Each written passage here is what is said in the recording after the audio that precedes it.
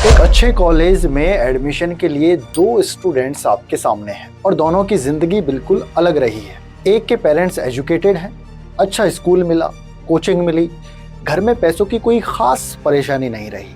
मान लीजिए ये वाला जो कैंडिडेट है वो किसी SC/ST समुदाय से आता है। दूसरा एक और एग्जाम्पल लेते हैं कि मान लीजिए कि दूसरा कोई एक कैंडिडेट है, वो एक सरकारी स्कूल में पढ़ा, घर की इनकम कम है, कोचिंग अफोर्ड नहीं कर पाया। मान लीजिए कि वो जनरल कैटेगरी से है। अब सिर्फ इन दोनों की आर्थिक हालत देखिए, मदद की ज्यादा जरूरत किसे है? ऑब्वियसली आप सब लोग कहेंगे कि दूसरे बच्चे को ज्यादा जरूरत है जो जनरल कैटेगरी से आता है और गरीब फैमिली से है। पहली नजर में ये सब कुछ फेयर भी लगता है, लेकिन यही हमने दो चीजों को एक मान लिया है, गरीबी और रिजर्वेशन। हमने मान लिया कि जिसके पास पैसे कम है, रिजर्वेशन की जरूरत भी उसी को ज्यादा होगी। लेकिन क्या रिजर्वेशन बनाया ही गरीबी को दूर करने के लिए था? क्योंकि अगर आपका जवाब नहीं है तो असली सवाल अमीर को रिजर्वेशन क्यों, ये नहीं है। असली सवाल है रिजर्वेशन दिया ही क्यों गया था। मान लीजिए एक कस्बे में 100 परिवार हैं। कुछ परिवार बहुत गरीब हैं, अच्छी पढ़ाई, कोचिंग, किताबें सब मुश्किल से जुटता है। प्रॉब्लम साफ है, पैसे की कमी है। अब उन्हीं 100 में से 20 परिवार ऐसे हैं जो एक ऐसे सोशल ग्रुप से हैं जिसके लोग पीढ़ियों तक कॉलेज, सरकारी नौकरी और बड़े पदों तक बहुत कम पहुंच पाए। ये संख्या सिर्फ समझाने के लिए है। उन 20 में से एक परिवार पढ़ लिख कर फाइनेंशियली स्ट्रांग हो गया, उस घर की गरीबी खत्म हुई। लेकिन क्या एक परिवार के आगे बढ़ने से उन 20 परिवारों की कॉलेजेस और सरकारी नौकरियों में कम मौजूदगी भी अपने आप खत्म हो गई? यही फर्क है।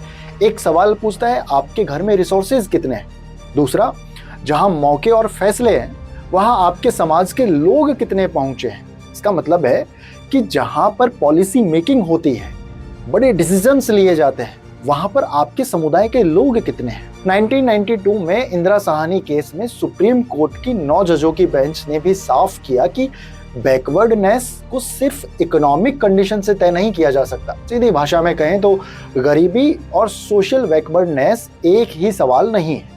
लेकिन अगर किसी SC/ST फैमिली के पास अब पैसा, एजुकेशन और अपॉर्चुनिटी तीनों आ चुके हो, तब यहीं से क्रीमी लेयर का सवाल शुरू होता है। और ये सवाल सिर्फ हमारी हाइपोथेटिकल कहानी का नहीं है। अगस्त 2026 में यही बहस फिर सुप्रीम कोर्ट के सामने है। पेंडिंग पिटिशंस में मांग है कि SC/ST रिजर्वेशन में कंपैरेटिवली एडवांस्ड लोगों को क्रीमी लेयर मानकर बेनिफिट से बाहर किया जाए। इसका यह मतलब है कि जिन लोगों को अपॉर्चुनिटी मिल चुकी है, जिन्होंने रिजर्वेशन का लाभ ले लिया है और अब वो पहले की तुलना में बेहतर हो गए हैं, उन्हें रिजर्वेशन से बाहर किया जाए। सेंटर ने इसका विरोध किया है। सरकार का स्टैंड है कि SC/ST की पहचान हिस्टोरिकल सोशल डिस्क्रिमिनेशन से जुड़ी है, इसलिए सिर्फ इकोनॉमिक स्टेटस को एक्सक्लूजन का आधार नहीं बनाया जा सकता।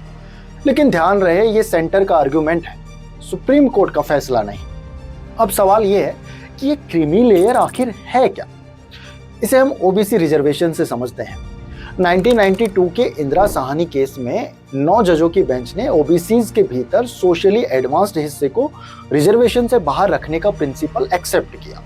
जस्टिस BP जीवन रेड्डी ने इस रीजनिंग को जजमेंट से विस्तार से रखा।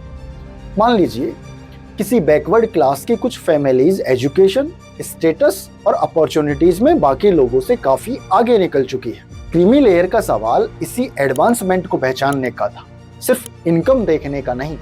लेकिन ये प्रिंसिपल OBC के कॉन्टेक्स्ट में आया तो फिर सबसे ऑब्वियस सवाल ये है, अगर OBC में एडवांस्ड सेक्शन बाहर हो सकता है तो SC/ST में वही रूल सीधे क्यों लागू नहीं हो सकता? क्योंकि OBC और SC/ST को कानून ने बिल्कुल एक ही चश्मे से नहीं देखा। 1992 के इंदिरा साहनी केस में क्रीमी लेयर का रूल OBC कॉन्टेक्स्ट में आया था, इसलिए उसे SC/ST के हर रिजर्वेशन पर ऑटोमेटिकली कॉपी पेस्ट कर देना उस जजमेंट का फैसला नहीं था। लेकिन SC/ST के भीतर एडवांसमेंट का सवाल बाद में कोर्ट के सामने आया। 2018 के जनरल सिंह केस में 5 जजों की कॉन्स्टिट्यूशनल बेंच के लिए जस्टिस RF नरीमन ने जजमेंट लिखा। कॉन्टेक्स्ट ये था, रिजर्वेशन इन प्रमोशन, कि प्रमोशन में जो रिजर्वेशन होता है उस कॉन्टेक्स्ट में ये फैसला था। कोर्ट ने माना कि SC/ST के भीतर क्रीमी लेयर को बेनिफिट से अलग करना इक्वलिटी के प्रिंसिपल से जुड़ सकता है, लेकिन इससे पूरे देश में हर SC ST रिजर्वेशन के लिए कोई इनकम कट ऑफ लागू नहीं हो गया। फिर 2024 का देवेंद्र सिंह केस आया। 7 जजों की बेंच की मेजोरिटी ने SCs के भीतर सब क्लासिफिकेशन अलाउ की, यानी डेटा दिखाए कि कुछ सब ग्रुप्स ज्यादा पीछे हैं तो स्टेट उस फर्क को पहचान सकती है। लेकिन सब क्लासिफिकेशन और क्रीमी लेयर अलग अलग सवाल है। एक पूछता है कि कौन सा ग्रुप ज्यादा पीछे है, तो क्रीमी लेयर वाला सवाल ये पूछता है कि कौन सा एडवांस्ड सेक्शन बेनिफिट से बाहर हो सकता है जिसने रिजर्वेशन का लाभ ले लिया है। इसी जजमेंट में जस्टिस BR गवई ने अपनी सेपरेट कंकरिंग ओपिनियन में SC ST के भीतर क्रीमी लेयर पहचानने की पॉलिसी की जरूरत बताई। ये मेजोरिटी का nation wide creamy layer direction नहीं था। तो अगर कुछ लोग काफी आगे निकल चुके हैं और कुछ आज भी सबसे पीछे हैं, तो बेनिफिट सबसे ज्यादा किस तक पहुंचना चाहिए? और उससे पहले क्या पैसा आ जाने से कास्ट का असर जिंदगी से सच में खत्म हो जाता है? मान लीजिए 2 लोगों की एजुकेशन लगभग बराबर है, दोनों अच्छी नौकरी के लिए क्वालिफाइड है, फर्क बस उसकी कास्ट आइडेंटिटी का है। क्या जॉब मार्केट दोनों को एक जैसा देखेगा? ओपिनियन छोड़िए, इसे बाकायदा टेस्ट किया गया है। 2007 में इकोनॉमिस्ट सुखदेव थोराट और सोशियोलॉजिस्ट पॉल एटवेल ने प्राइवेट सेक्टर जॉब्स के लिए कंपेरेबल एप्लीकेशंस भेजी। क्वालिफिकेशंस लगभग समान रखी गई, लेकिन नामों से सोशल आइडेंटिटी सिग्नल होती थी। अर्थात जो आपके नाम के पीछे सरनेम होता है उससे आपकी कास्ट का पता लग जाता था। नतीजा ये निकला कि जिन बच्चों के नाम के पीछे सरनेम दलित आइडेंटिटी वाले थे, उन एप्लीकेंट्स को अपर कास्ट हिंदू एप्लीकेंट्स के मुकाबले पॉजिटिव रेस्पॉन्स कम मिला। एक और स्टडी में इकोनॉमिस्ट सौमित्र शुक्ला ने एक एलिट इंडियन कॉलेज से मल्टीनेशनल कंपनीज की रिक्रूटमेंट को स्टडी किया। एप्लीकेशंस, रिटन एप्टीट्यूड टेस्ट और शुरुआती स्टेज में कास्ट डिस्पैरिटी मुख्य रूप से नहीं दिखी। फर्क उभरा फाइनल पर्सनल इंटरव्यू में, जहां फैमिली बैकग्राउंड, नेबरहुड और कल्चरल फिट जैसी बातें सामने आती थी। इसका मतलब ये नहीं है कि हर सक्सेसफुल SC ST व्यक्ति डिस्क्रिमिनेशन फेस करता ही करता है, लेकिन पैसा और एजुकेशन आते ही कास्ट का असर ऑटोमेटिकली जीरो नहीं हो जाता है। एविडेंस यही कहता है। तो दूसरा सवाल यह है कि रिजर्वेशन का फायदा उसी कैटेगरी के सबसे पीछे खड़े लोगों तक कितना पहुंच रहा है? मान लीजिए रिजर्व्ड कैटेगरी के वही 20 परिवार है जो स्टार्टिंग में हम लोगों ने लिए थे। सालों बाद पता चलता है कि मौके सब तक बराबर नहीं पहुंचे। कुछ ग्रुप्स कॉलेजेस और जॉब्स में आगे आए, कुछ अब भी बहुत पीछे रह गए हैं। अब सवाल ये है कि अगर एक ही दरवाजा है लेकिन कुछ लोग बार बार उस तक पहले पहुंच रहे हैं, तो पीछे वालों के लिए क्या किया जाए? ये सिर्फ हाइपोथेटिकल पॉसिबिलिटी नहीं थी। देवेंद्र सिंह केस में कोर्ट के सामने पंजाब का एक ऐसा मटेरियल था जिसमें वाल्मीकि और मजहबी सिख कम्युनिटीज की सरकारी नौकरियों में रिप्रेजेंटेशन शेड्यूल्ड कास्ट्स की दूसरी कम्युनिटीज के मुकाबले कम दिखाई गई थी। 2024 में 7 जजों की बेंच की मेजोरिटी में चीफ जस्टिस DY चंद्रचूड़ ने माना कि शेड्यूल्ड कास्ट को हर मामले में एक होमोजीनियस ग्रुप मानना सही नहीं है। स्टेट रेलेवेंट डेटा से अनइक्वल डिसएडवांटेज दिखाकर रेशनल बेसिस पर सब क्लासिफिकेशन कर सकती है। सीधी भाषा में अगर हम बात करें तो कैटेगरी के भीतर कौन ज्यादा पीछे रह गया है, स्टेट उस फर्क को पहचान सकती है। लेकिन ये क्रीमी लेयर का फैसला नहीं था। सब क्लासिफिकेशन पूछता है कि कौन सा ग्रुप ज्यादा पीछे है, क्रीमी लेयर पूछता है कौन सा एडवांस्ड सेक्शन बेनिफिट से बाहर होना चाहिए। तो अब दोनों बात साथ रखिए। पैसा आते ही कास्ट का हर असर जीरो नहीं होता और रिजर्व्ड कैटेगरी के भीतर सबकी स्थिति भी एक जैसी नहीं होती। तो फिर सॉल्यूशन क्या है? आगे निकल चुके व्यक्ति को बाहर करना या पीछे रह गए ग्रुप को आगे लाना? क्योंकि ये दोनों सवाल सुनने में एक जैसे लगते हैं लेकिन है नहीं। शुरुआत के उन्हीं 2 स्टूडेंट्स पर लौटते हैं।